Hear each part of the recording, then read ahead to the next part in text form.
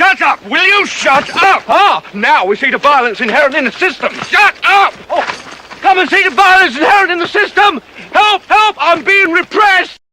Good evening, good afternoon, good morning, whatever the case may be. Welcome to Nerds of the Round Table. You are on Art of the Hero with Mike S. Miller.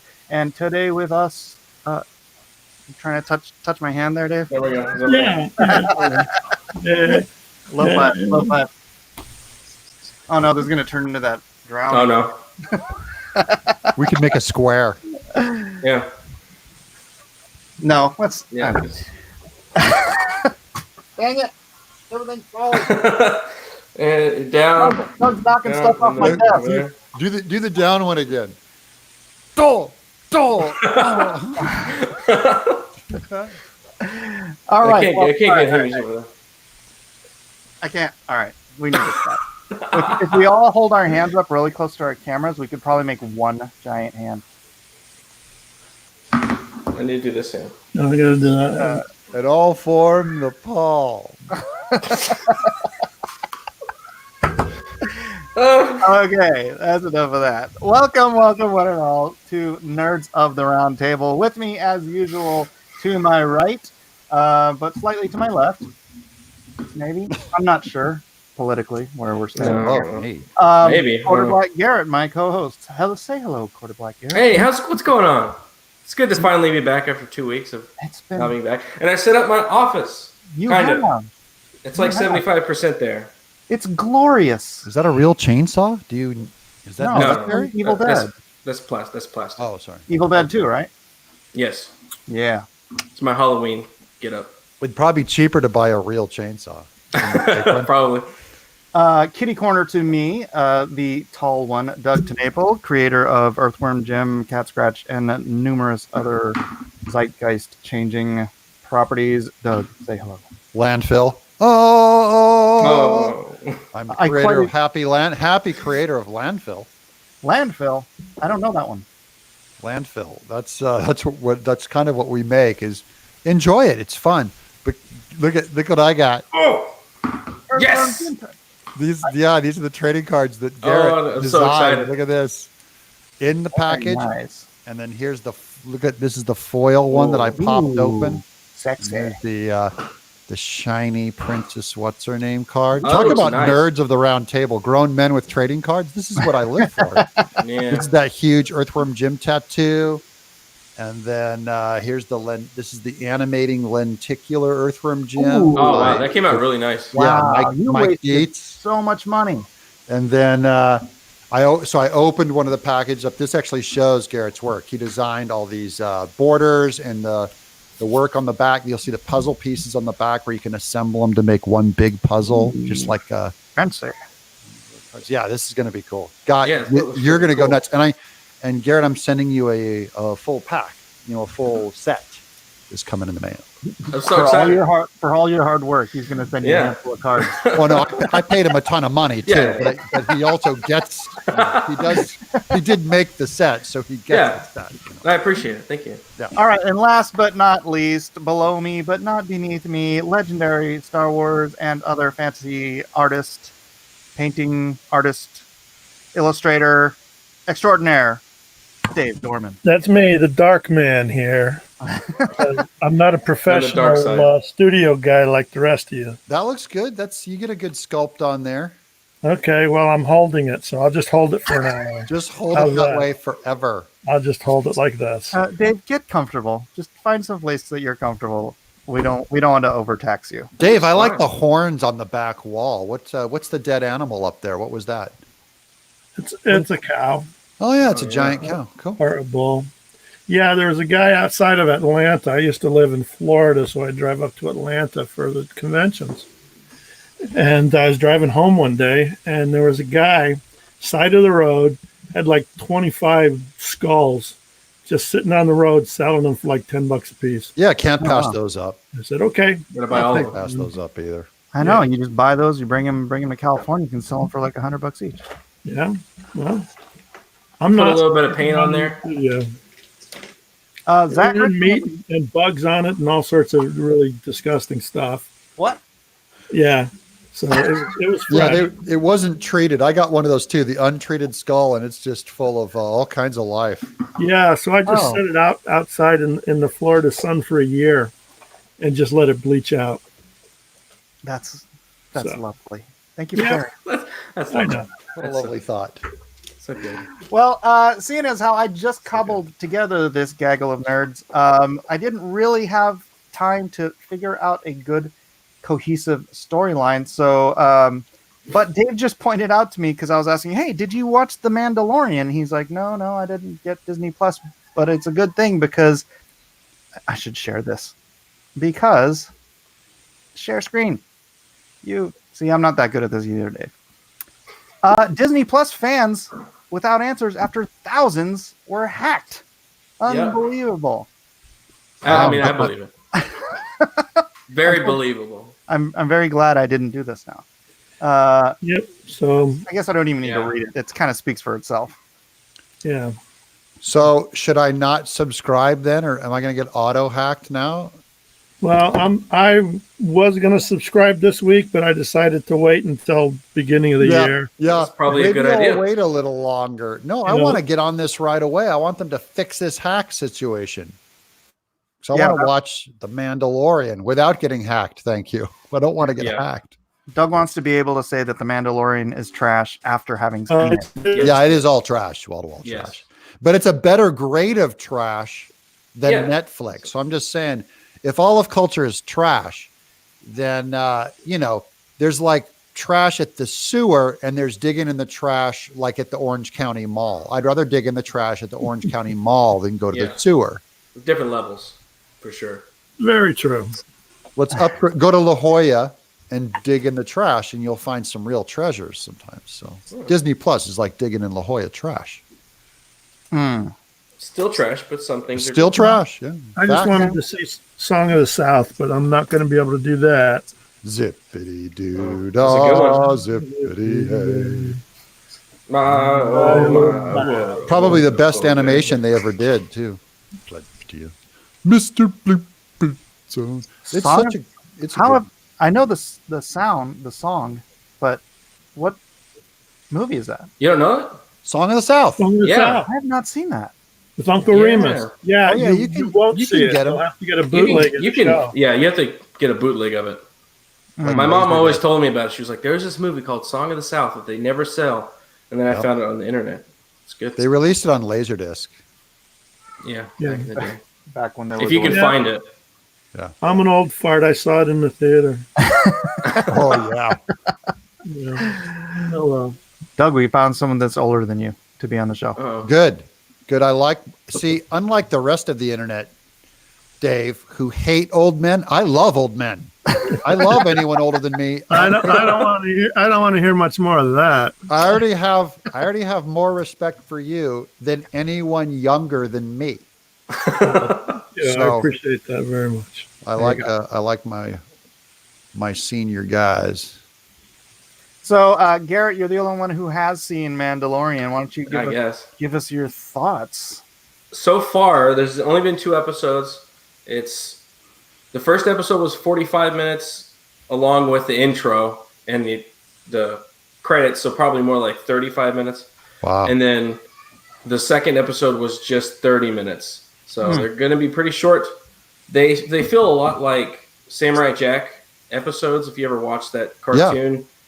Which is not a bad thing at all. I love that show. Like real action oriented and not dialogue oriented. There's not a lot of dialogue. That's the same director that did the original Clone Wars cartoon, right? Yeah, Dave Filoni. Dave Filoni directed the first episode. Somebody else directed the second one. I didn't get his name. But yeah, it's very bare bones. Not a whole lot of moving plot yet. I'm assuming we're going to get more later on, but it's a lot of Western steely looks through a visor. I like it already. It's pretty good. I don't want to say good things about Disney Star Wars, but it's pretty good so far. I'm enjoying it. So. Credit where credit is due, young man. Exactly. Credit where credit is due. Yeah, you want to applaud all the louder if they do it right, because then they'll do more of that. Do this more often. I see a lot of people saying that there's not a lot of dialogue. I'm like, and it's moving way too slow. thanks, please, let's go slower, because all these movies are just go, go, go, go, go, go, every little, one thing to another thing to another thing to another thing. They're dying for more of that Misa, sorry, Annie dialogue. Right. They want more of that dialogue in there. Well, here's the problem. Garrett is of the generation that actually thinks that the prequels are good. Well, like they're good. Okay. I enjoy some of them. I don't think they're good. They are what they are. Don't it's a different label me. It's a different type of trilogy. It wasn't meant to be Star Wars per se. It was meant to be more of, I'd say, more of an Encyclopedia Britannica of the galaxy of Star Wars. Yeah. You get all the political, you Yeah. get the cultural stuff. You understand, about the different planets and how they relate to each other. Yeah.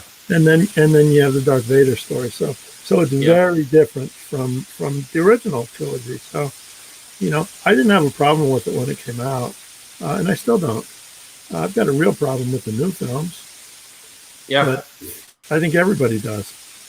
Yeah, I don't. I only have a problem with Last Jedi. I thought was very bad. Yeah, I really liked Force Awakens.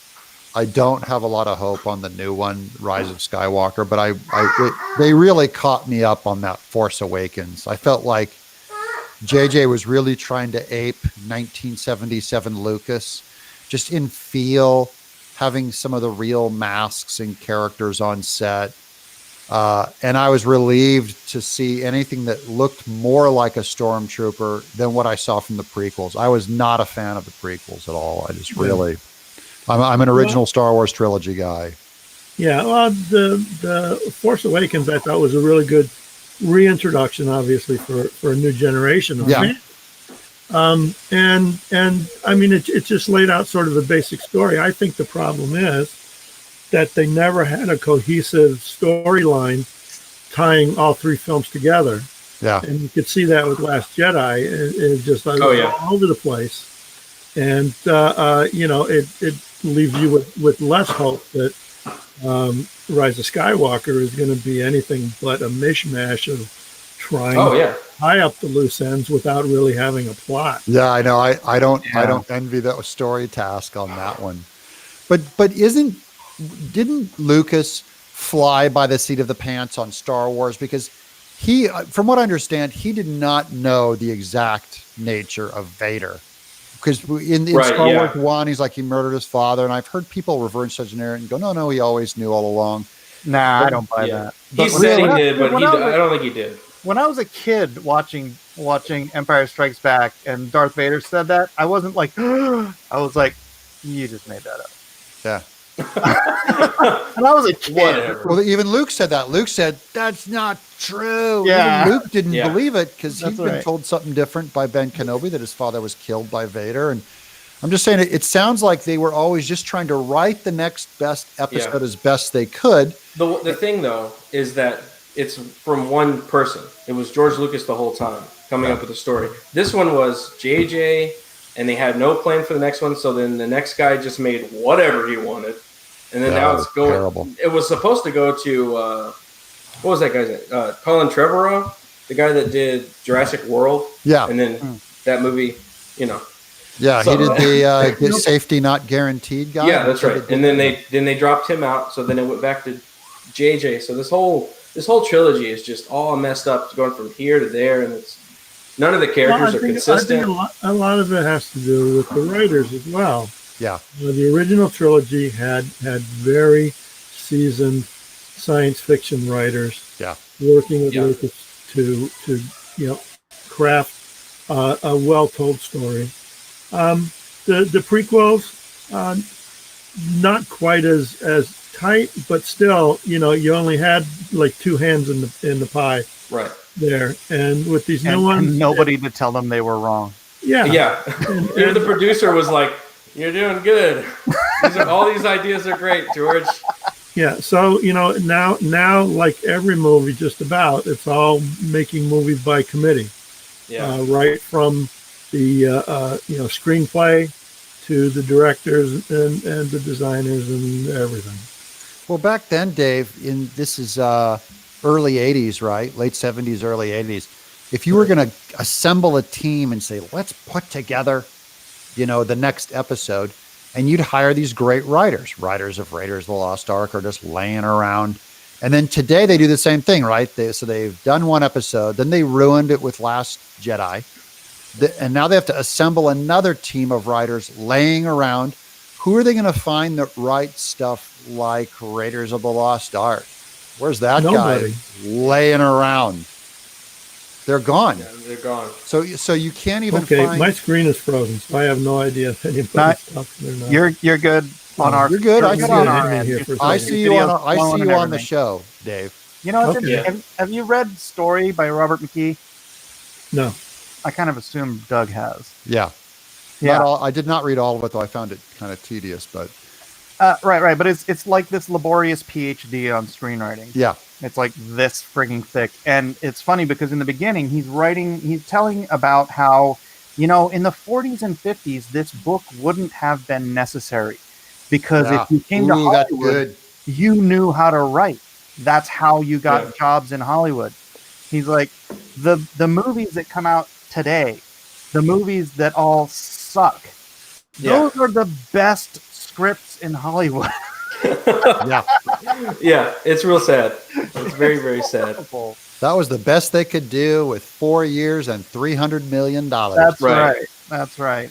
It's embarrassing. And there's constant reshoots because they don't have a cohesive vision for the movie, and then they get into the edit later and they're like, oh, we need to cut a bunch of new stuff, or people don't like this. That's what saved Star Wars. I just That's true, discovered yeah. George Lucas's wife.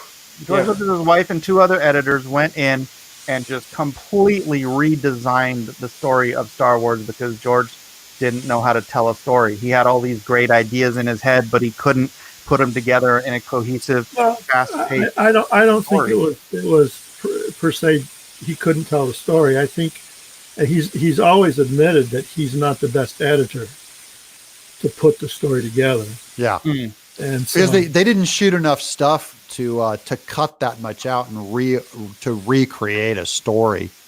It's the first Star Wars is almost a perfect movie, and I've read the original shooting script. There's a lot of junk in there, but it's all there.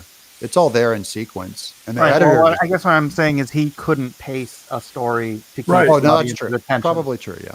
Right. right. No, I agree with that. But getting to then you brought I don't know how much. I thought Lawrence Kasdan helped out on Star Wars without being credited. Is that wrong?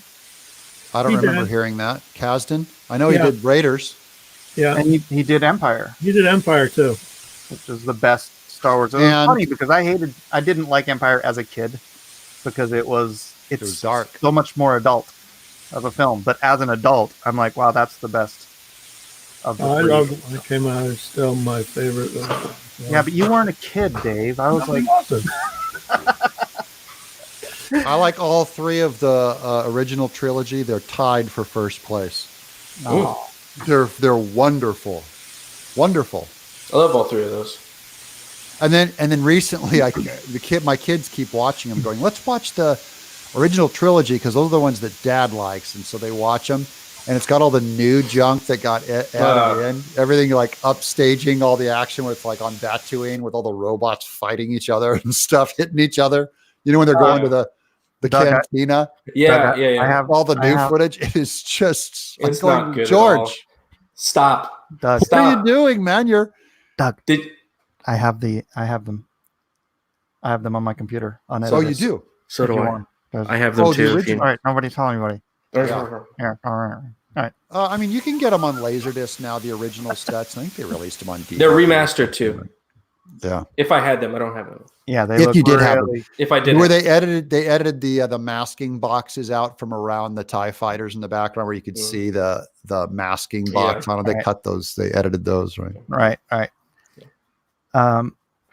Did they fill in Darth Vader's eyes where you can see his eyes through the think red so. lens? No. You could see it in when he's in the TIE fighter. Yeah. Yeah, you can still see his eyes. I don't know. But you should be able to, right? I got Yeah. full remasters. So they went back and remastered them. A fan did. and remastered the originals without all the edits. And it's crazy because you could like on the close-ups you see like Darth Vader's mask and the different people, the stormtroopers. You could tell they were handcrafted. Yeah. There's like they're warped and they have different textures on there. One time I was at somebody's office and he was like, well, I have the original screen used Darth Vader helmet. And I was like, no, that's not it, because it's the original one has texture to it and it's like handmade. That one's super polished and clean. I'm like, no. You got ripped off. Sculpted from clay and vacuum formed. Right, yeah. Oh, Elliot's in the chat. What's up, Elliot? Jerkmonger. What's up? All right. So today I signed 3,400 books. Yeah, somebody was just asking in the chat if your hand is still there. Just I have to do. It's like I have to do 700 more tonight, and then I have to draw 400 and something Earthworm Jim heads over here by Wednesday night. So this is my full-time job today. Just signing. Yeah, I'm still waiting for my books to show up. So, yeah, I got to spend the day at the print shop. I took video of the gold foil being pressed on the book by the most bizarre Rube Goldberg contraption Dr. Seuss contraption you've ever seen. I love those videos of the print. Yeah, these are going to be the scenes. These are going to be killers. We got the embossing press where the guy it looks like a Terry Gilliam thing. He takes the cover, and he puts it in, and it fits a mask, to go in at an angle, and the press comes down and squishes out the embossed character that's lifted off the cover. Right. And then he removes it, right? And this whole machine goes like, but when he feeds the cover in, he has a band around each arm that goes back on a cord, back over his head and into a tube that goes into the machine. So if he leans forward and gets his hand stuck in the press, it auto shuts off the machine. It pulls the strings and has an auto shut off valve. Oh, wow. So he's got like these wires hanging off of him. He's on this old machine from the 1950s. It looks like a total Terry Gilliam contraption. It was wonderful. I had a blast. Wow. Yeah, mine are being printed in Korea, South Korea. So so yours has a bunch of 8-year-old children with chains going to their hands. I was going to be printing them in China, and then all this stuff with the tariffs started happening, and now everything happening in Hong Kong. I'm like, oh my gosh, I'm so glad I'm not in China right now. It's a wreck over there right now. What'd you say, Dave? Printed on bamboo paper. That's right. That'd be nice. Printed on dog hide. Yeah, I don't want to. Yeah. I mean, and this is supposed to be a pop culture thing, but the whole Hong Kong thing just freaking wrecked me yesterday after church. I was watching some videos on what's going on over there. It's rough, yeah. Are they bringing in the physical violence now to shut them all down? The cops today, yeah. Yeah, it's been going on for a couple of weeks. Yeah, but they've been like bracing. They're turning Polytechnic into like a castle or something. They're building brick walls and they're lining up Molotov cocktails. They've got bows and arrows to fight the police with. I'm like, it's like medieval, but like super organized because they're Asian. We should do a GoFundMe to send them more bows and arrows. Let's do a GoFundMe. Yeah, we get some compound bows over there. Crowdfund some compound bows. Yeah. But I mean, Garrett, you deal with this stuff because you deal with like real world politics stuff every day, and then you want to come here and do like fun stuff, other stuff. Man, yeah. But it was funny because yesterday I mentioned this on my show earlier today. It was like after watching that stuff, and literally I'm in tears because I'm so scared for these kids. They're kids, and then I was trying to watch all this other, Star Wars is being redone by George Lucas, and all this stuff, and it's just like noise in my head, and it was just like too much, trivial. So you know what I watched? Doug packing a pipe. Oh, my packing a pipe episode. I showed the children how to pack a pipe. Pipe handling skills. Nice. I watched The Elephant Man last night. I went, it's been a while. It was so wonderful. 1980. It was Black good and white. filmmaking. Yeah. Who was that? Who played the Elephant Man in that? That was Hurt, John Hurt. Yeah, the that's guy- right. the That's right. Chest John burster. Hurt. So figure Yeah. that the same year they did the chest burster scene, 1980. Yeah, That he's a was, great actor.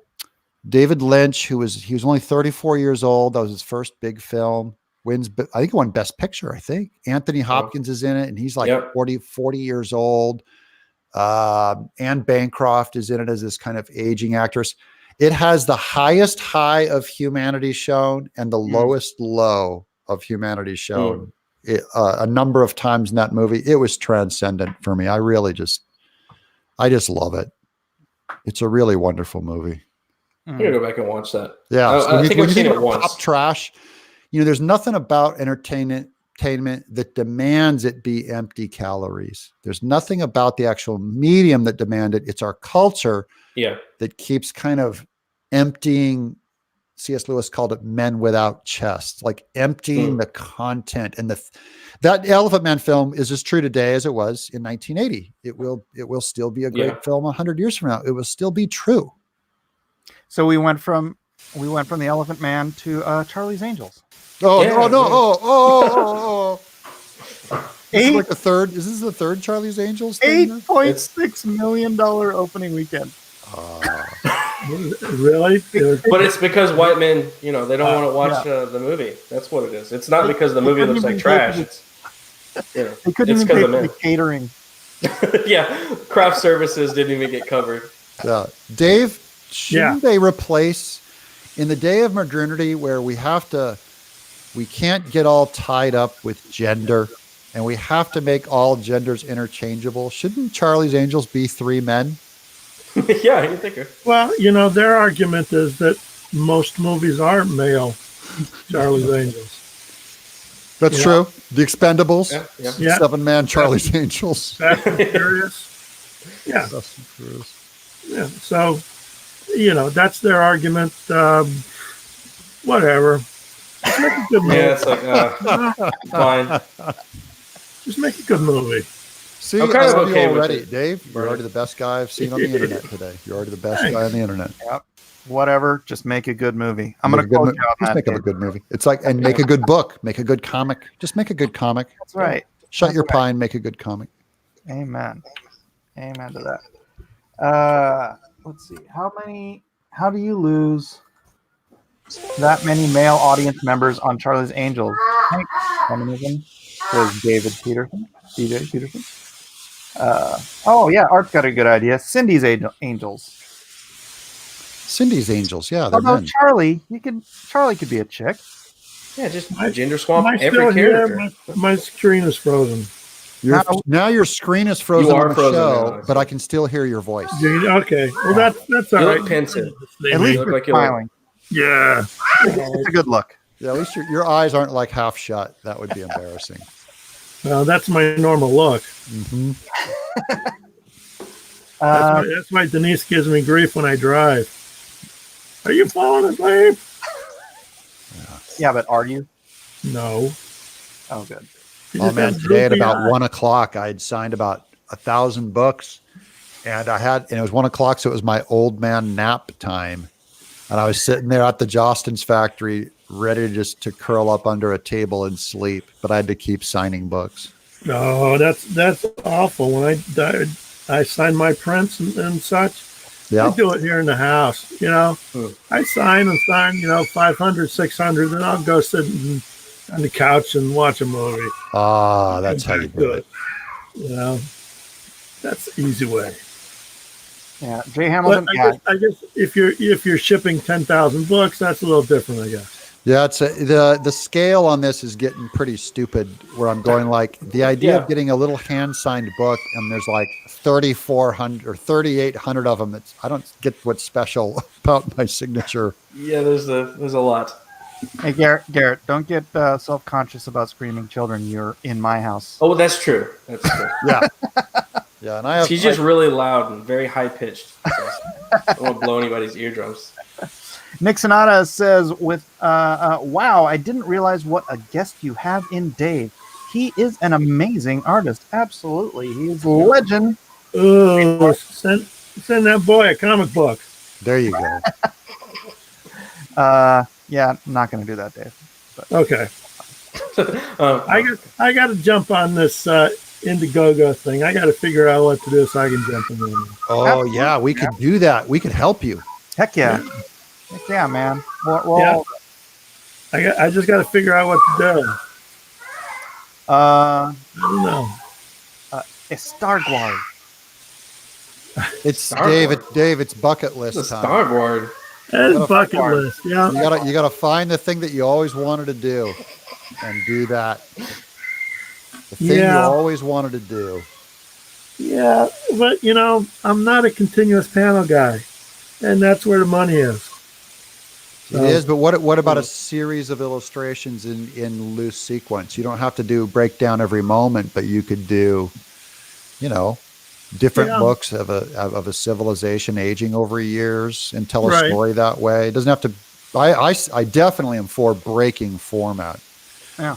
That's another thing, like with modern day comics. I mean, people, they go from comic, they go into text, during the thing. Right. I've been, in my book, I have a character like go into a dream, and I go into like 2-page watercolor spreads, just like pieces of art and stuff. So you can break that now. Yeah, I'd like to do that too. I mean, not keep the same particular style, but be able to use different styles for different type of storytelling, depending on where the story's going.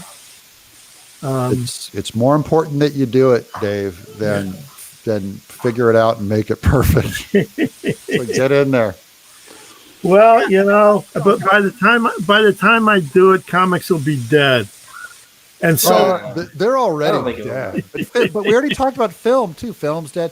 Everything's dead. So now you get to do what you want. Since it's dead and nobody cares, do what you want. Yeah, exactly. Yeah.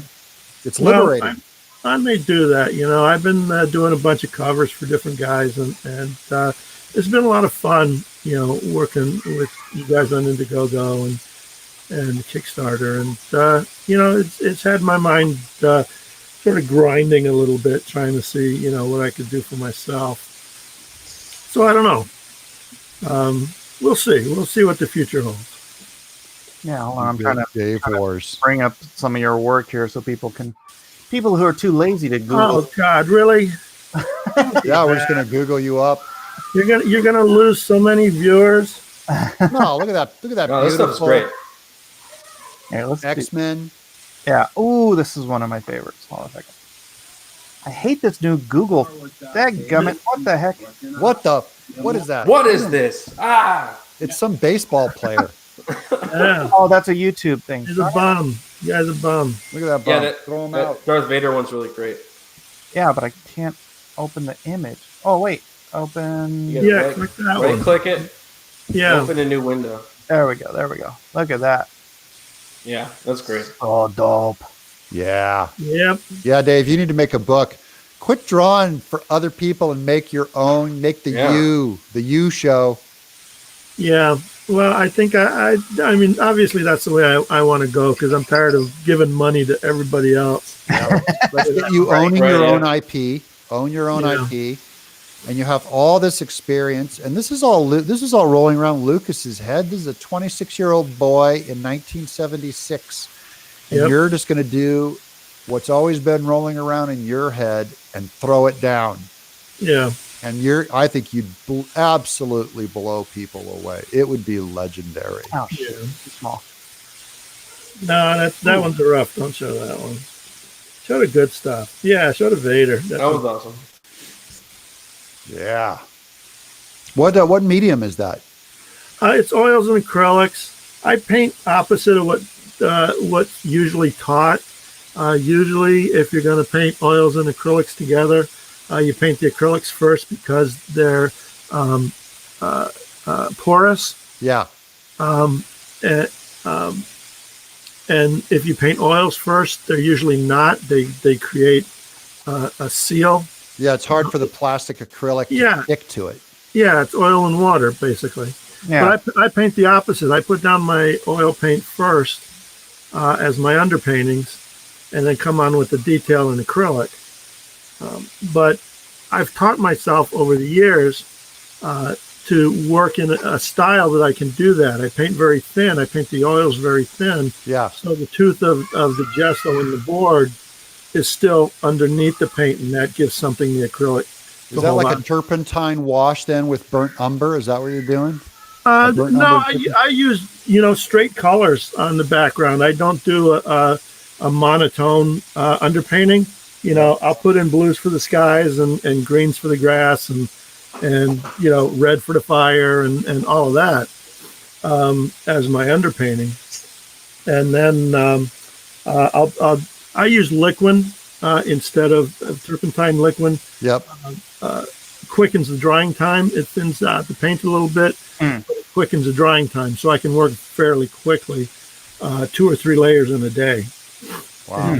And I throw down 5 or 6 layers of underpainting, and then start building up the detail in the acrylic afterwards. So it's just it's a very odd way of doing it, but it's the way that It is odd. I haven't heard of that doing that before. I always heard of putting the acrylics down first too. Dave's a rebel, Dottie. Yeah. Well, really it comes down to the thickness of it, because if you lay that oil in that thick impasto thing that most people think oil paint is, that seals it, and you can't put acrylic on top.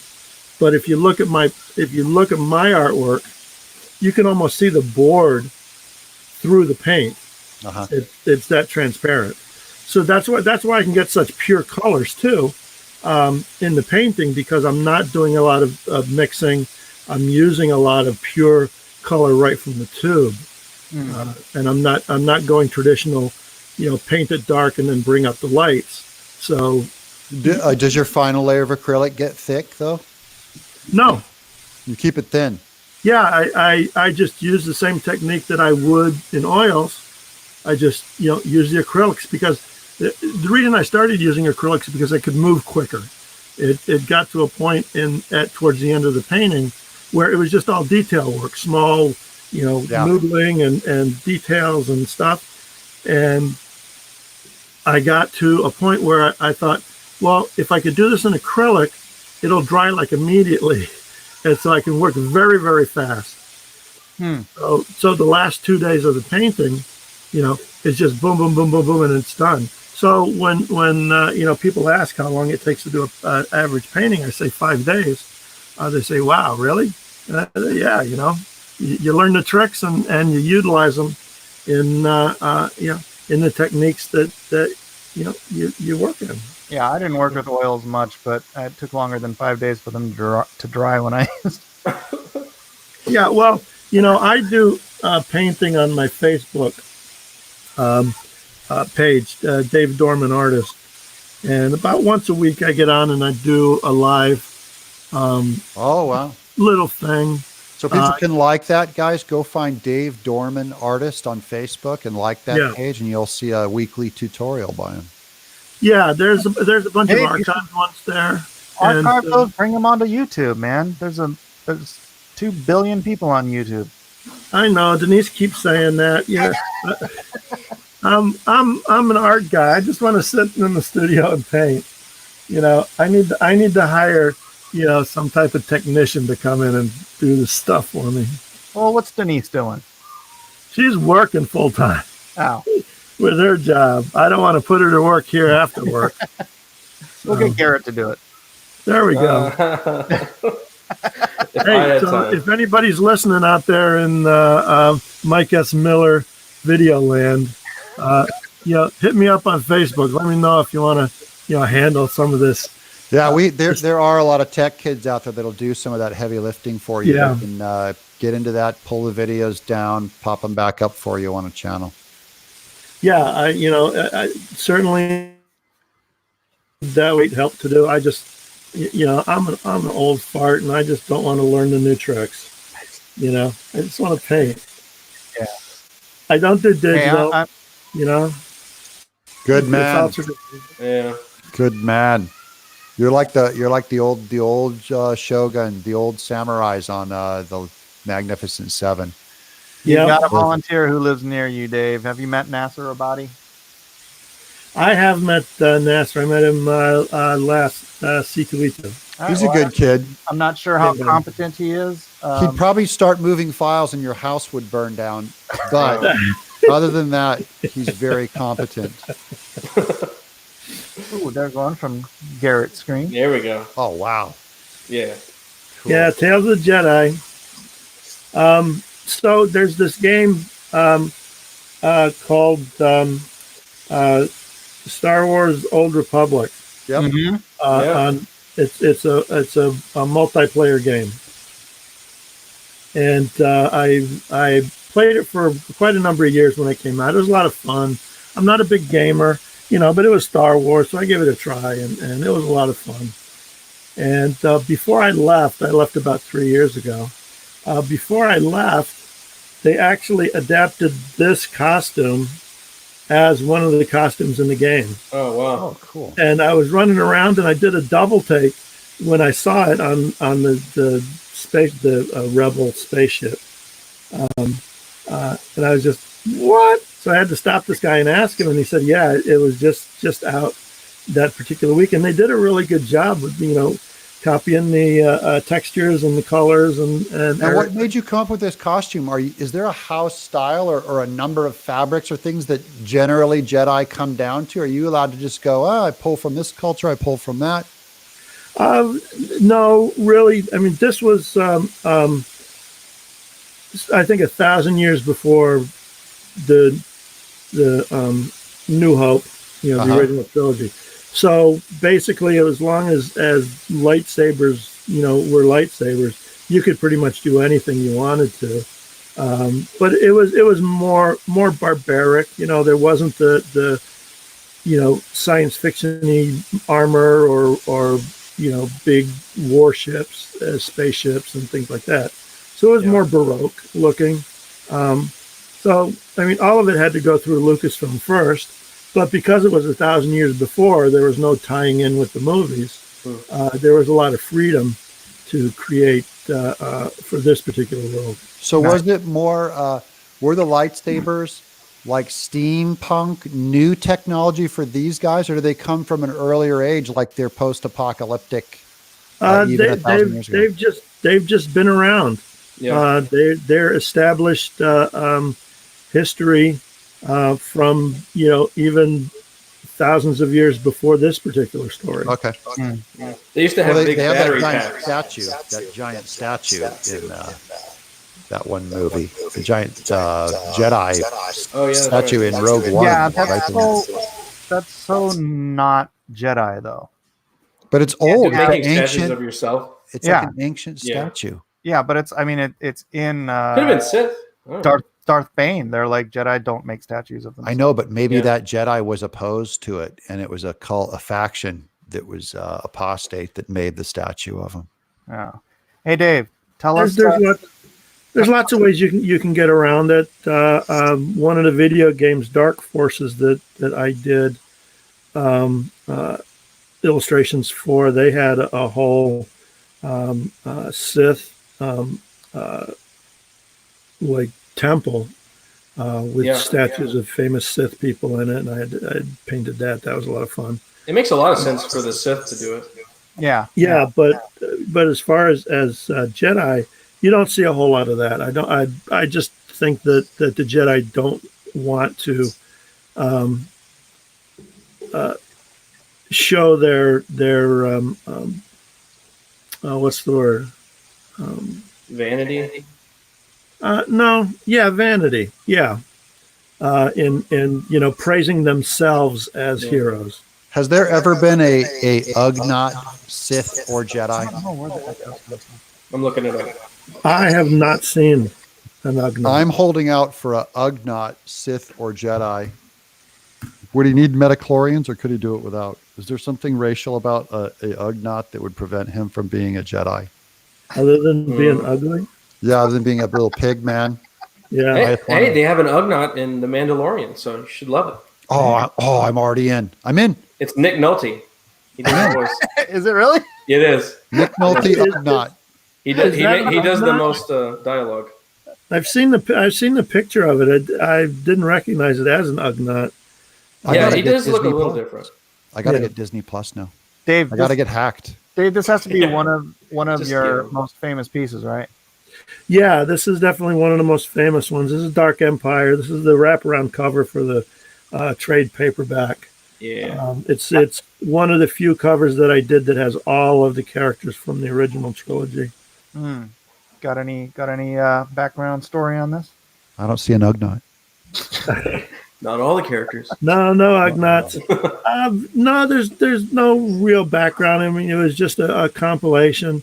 I was trying to tie in. I had a number of visual elements going across the original 6 issues of Dark Empire. I had this big column that was in the back that was sort of in the middle of the cover. Each cover was colored separately, so you knew there was a new issue when it came out. And I repeated a number of poses on the cover to be character poses. So this, with Luke, it's a throwback to the first cover, but the first cover just had him as he looked in Return of the Jedi with his black sort of vest on and black pants and boots. And now we have him here in his dark Jedi, sort of reminiscent of Darth Vader's, his father's costume. So it's sort of a bookend type of thing from Dark Empire 1 to this, which is the compilation of all the Dark Empire books. Cool. What's your favorite Star Wars piece you've ever done? I would have to say the first widescreen piece that I did, which was the Stormtroopers and Vader.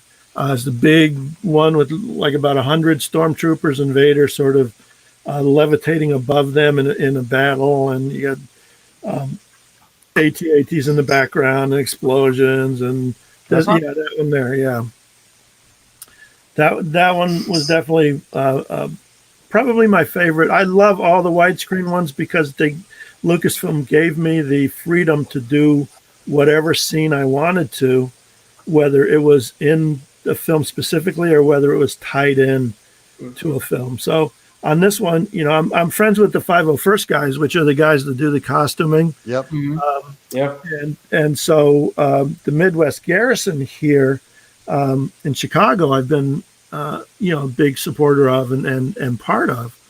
And when I had the opportunity to do this particular piece, I invited about 20 of them over to the house over the course of a weekend, and had them pose for me, and had a Guy in Vader outfit. I had Nice. the Red Guards and the Imperial officers in the background, and I shot probably about 1,000 photographs. Wow. For the reference. Dang. And I put it all together. It turned out real nice. And that was sort of the beginning of the widescreen stuff. So, I would have to say of all.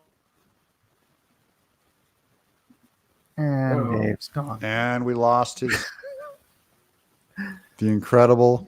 I'm just going to say, he was probably going to say, of all my pieces, this is his Of favorite. all my pieces. This is the one that reminds me the most of Mike Miller's work. Yes. The great Mike Miller. Mike Miller. My hero. What? I don't know. You want to kick him and send him another invite? Maybe he'll. No, there he is. I hear I'm him. here. Oh, there you are. For some reason, my surface keeps just stopping. Like I say, what? Said darn services. I have one of those too, and it does that.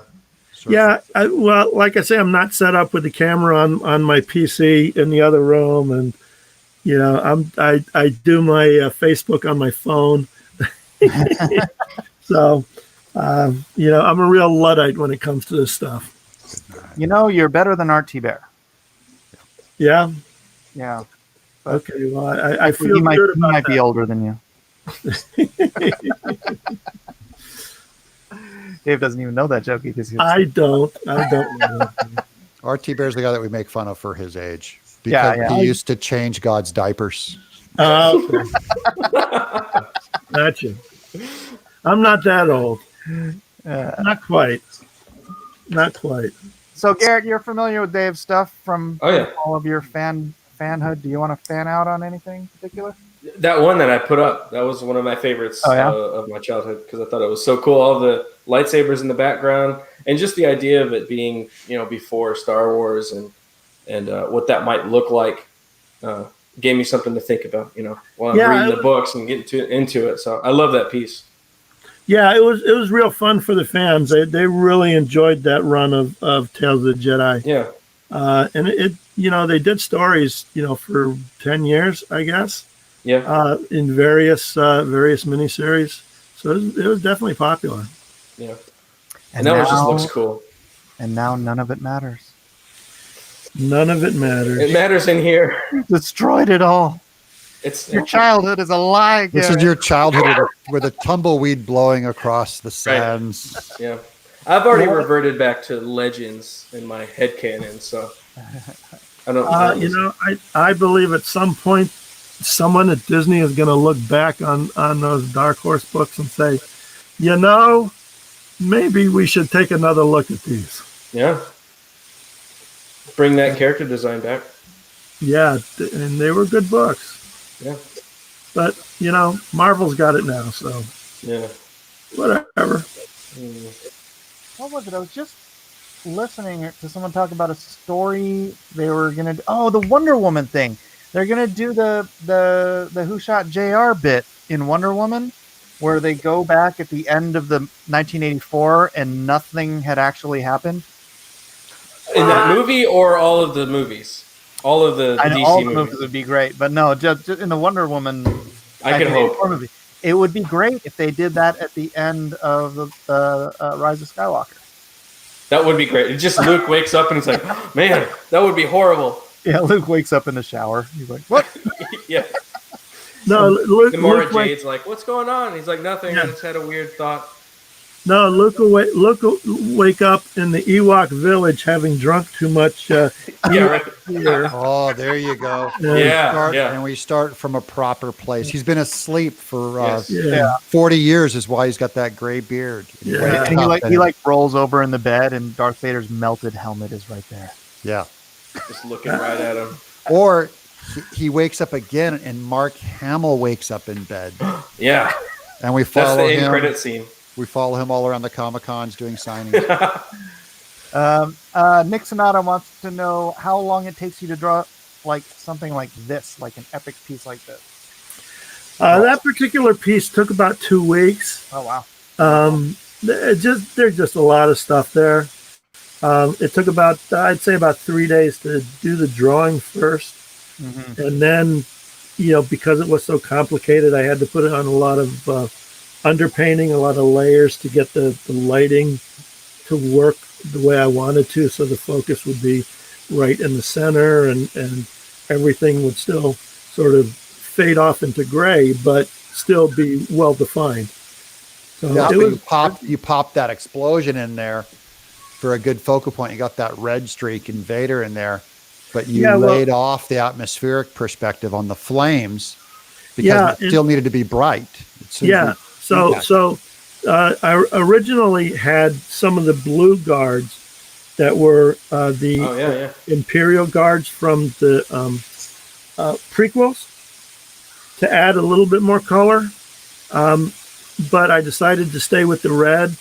And if you look towards the center, the red of the guards, the Crimson Guards, the fire from the AT-AT, and it comes around to the red of his lightsaber, sort of circles like a Vader in the center.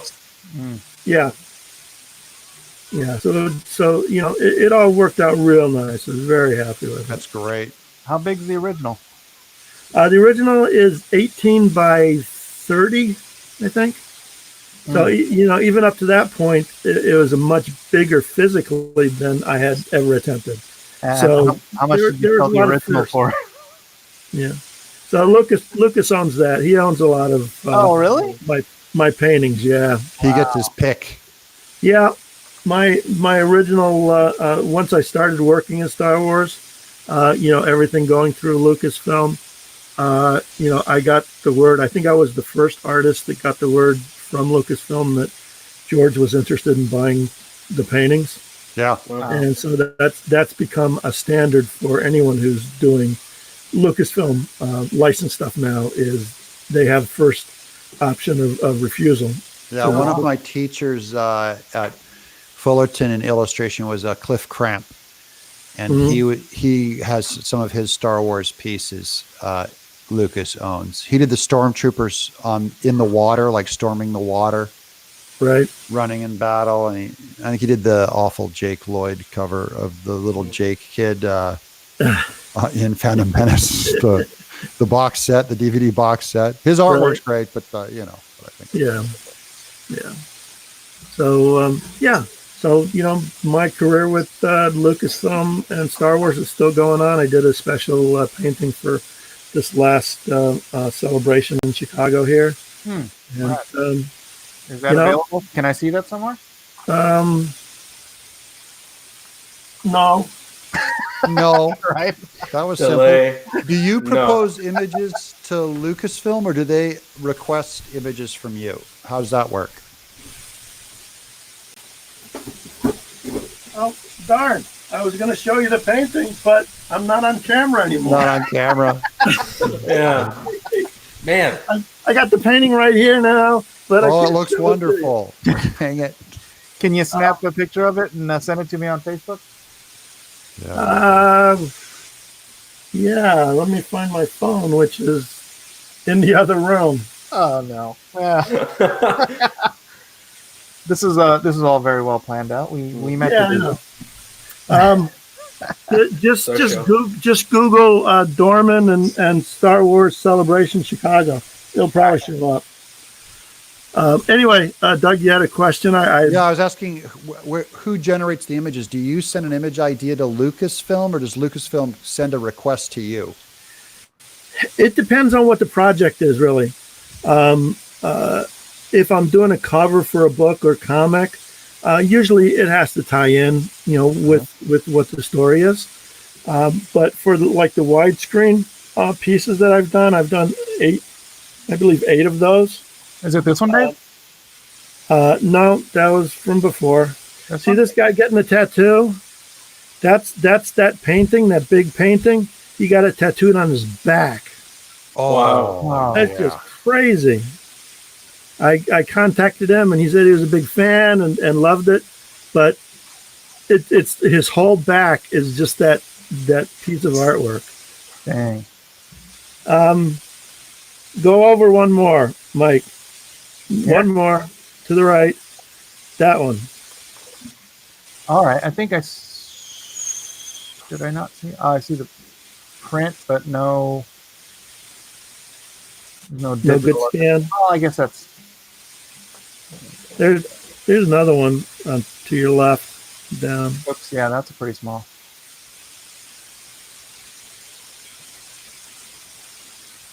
No, that one's washed out. There's another one down. Go down a little bit. Right there. Yeah. That one might be better. Why are they so small? I don't know. Oh, man. There we go. I mean, you get a good idea. Cool. It's just a street scene. With what are these guys? The yellow guys? Yeah, you got guys from Rogue One. You got the tank. You got classic sand troopers. You got in the background behind the tank is a dewback with some troopers, and they're looking over saying, "What the fuck is with these guys?" And the guys in the tank are just looking over saying, "Yeah, we're here." And then the Jawas in the front. I don't know if you can zoom in a little bit more. It's just really pixelated. Yeah, the Jawas in the front are selling C-3PO's golden leg, trying to sell it to one of the troopers. It all makes sense now. Yeah. So, I had someone argue with me the Mandela effect, saying, no, C-3PO never had two different legs. They were all the same leg. And I was just, no. He had a silver leg at the very beginning of the series. That's right. Yeah. So I thought that was. Did you guys see that meme of where IG-88's head is like a lamp in the cantina? No. Oh, yeah. No. It's yeah. I mean, yeah, they're saving money and stuff, but yeah, the IG-88 head is like they have a couple of different lamps. Let me see if I can find it real quick. We gotta wrap this up, but I just want to see. Hold on. IG 88.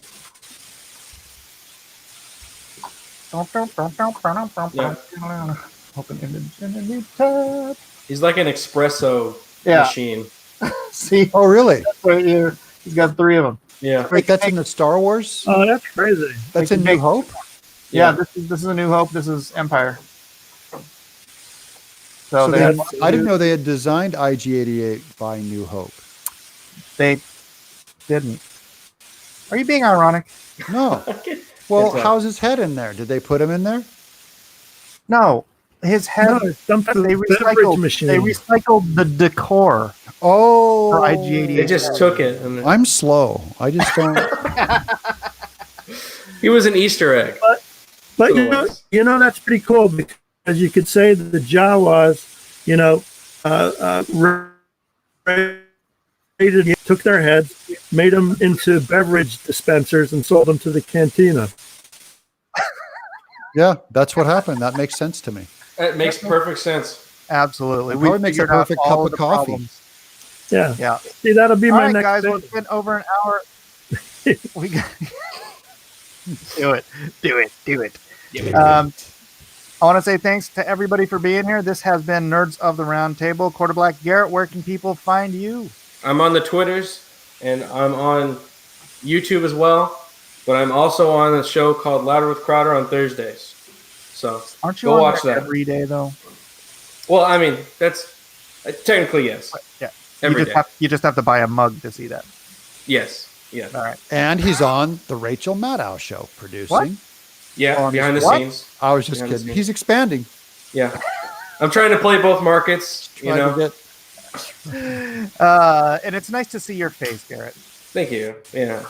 It's nice to have a face. You've got a lovely face. and a lovely studio. Doug TenNapel, where are people gonna find you, young man? They can find me. There's my name down there, Doug TenNapel on YouTube.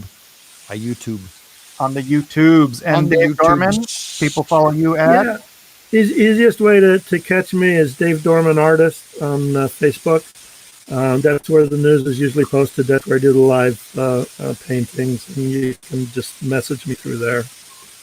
All right. He's also. And I'm actually live. I'm not a still person. I actually moving stuff. True. And I am Mike S. Miller. You are on Art of the Hero. This has been Nerds of the Round Table. Thank you all for being here. God bless. Good night. Progress. Some lovely filth down here.